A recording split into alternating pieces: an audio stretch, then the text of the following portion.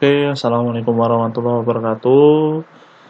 Kita kembali lagi belajar tematik, tetap di tema 9, subtema 2, tetapi sekarang sudah di pembelajaran 3. Benda dalam kegiatan ekonomi. Nah, sekarang kita berfokus kepada kegiatan ekonominya aja. Nanti akan Bapak tunjukkan beberapa kegiatan ekonomi yang sudah Bapak rangkum di Indonesia ya. Nanti silakan dicatat semua. Jadi ini semua penting, harus ngerti. Ya.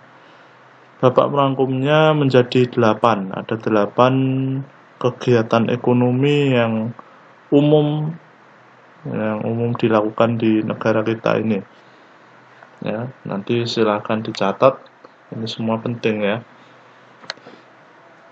Kegiatan ekonomi yang umum di negara kita ya. Yang pertama, contoh pertama yaitu pertanian ya. Nah, usaha pertanian merupakan usaha yang banyak ditemukan dalam masyarakat Indonesia. Hal ini sesuai dengan keadaan alam Indonesia sebagai negara agraris ya. Hasil pertanian Indonesia antara lain padi, jagung, ubi, dan palawija. Ya, kenapa disebut agraris ya karena dominannya pertanian. Terus yang kedua ada perkebunan. Nah, perkebunan merupakan usaha pemanfaatan lahan dengan tanaman-tanaman keras. Perkebunan dapat dibedakan atas perkebunan rakyat dan perkebunan besar. Perkebunan rakyat yaitu perkebunan yang dikelola oleh rakyat, sedangkan perkebunan besar biasanya dikelola oleh pemerintah atau perusahaan perkebunan. Hasil perkebunan besar biasanya ditujukan untuk ekspor sehingga menghasilkan devisa bagi negara. Nah, contoh hasil perkebunan yaitu karet, kelapa sawit, terus tebu, nah, itu perkebunan. Lalu yang ketiga yaitu peternakan. Nah, ini kerap sekali ada di sekitar kita. Peternakan adalah usaha pemeliharaan binatang peliharaan yang diambil manfaatnya. Usaha peternakan dapat digolongkan menjadi 3, yaitu peternakan hewan besar, dalam kurung sapi, kerbau, dan kuda, hewan kecil, kambing, domba, kelinci, babi, jarang sekali babi, dan unggas, ayam, itik, entok, dan burung. Ini di sekitar kita sering ada, bahkan pasti ada biasanya.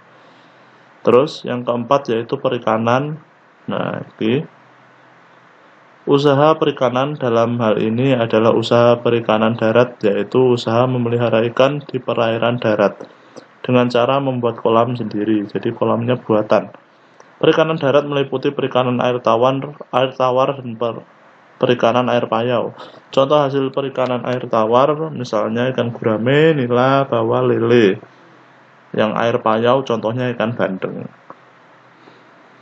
Nah, yang kelima yaitu kehutanan. Nah, usaha kehutanan dapat dilakukan dengan melakukan pencegahan terhadap penggundulan hutan dengan melakukan reboisasi atau peremajaan hutan. Contoh hasil hutan usaha kehutanan antara lain kayu, rotan, damar, kemenyan. Usaha kehutanan juga penting untuk menjaga keseimbangan alam. Pohon yang tumbuh di hutan membantu peresapan air ke dalam tanah. Dengan demikian, dapat menghindari terjadinya banjir. Selain itu, hutan menjadi tempat hidup serta berkembangnya berbagai satwa. Karena itu, hutan tidak boleh dirusak, harus diremajakan. Nah, seperti itu. Manfaatnya luar biasa sekali. Yang keenam, pertambangan. Nah, ini. Pertambangan adalah usaha untuk mengolah atau memanfaatkan mineral demi kesejahteraan manusia. Mineral ini berada di dalam perut bumi. Untuk mendapatkannya perlu dilakukan penggalian atau penambangan.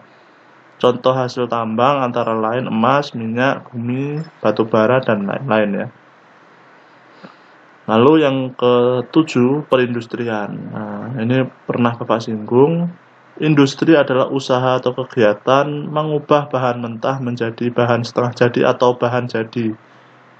Bahan mentah berasal dari sumber daya alam. Industri dilakukan untuk meningkatkan mutu atau nilai suatu barang. Usaha industri dapat dilakukan oleh perorangan, kelompok, atau perusahaan, baik pemerintah maupun swasta.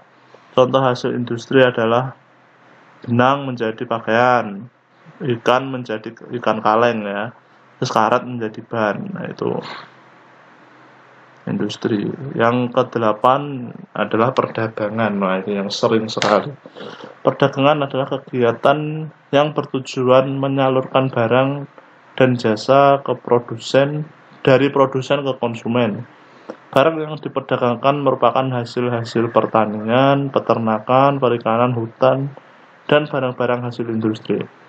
Perdagangan yang dilakukan antar negara disebut ekspor, import ya.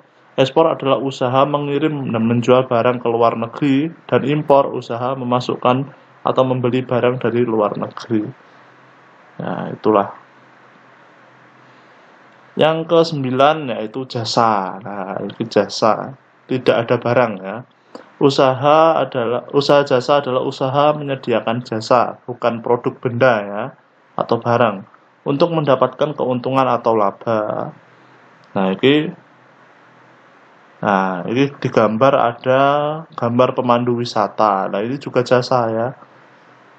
Nah, jasa di bidang wisata. Ada juga becak, ojek, angkutan umum, nah, guru, dokter, ya, itu jasa semua. Oke, itu saja. Nanti silakan tadi ditulis di buku matematik ya, dipahami, jangan cuma dicatat, oke? Kalau mencatat siapapun bisa, tapi ketika mencatat ya dipahami juga. Seperti biasa dikirim pukul 8 tepat. Oke, sekian. Wassalamualaikum.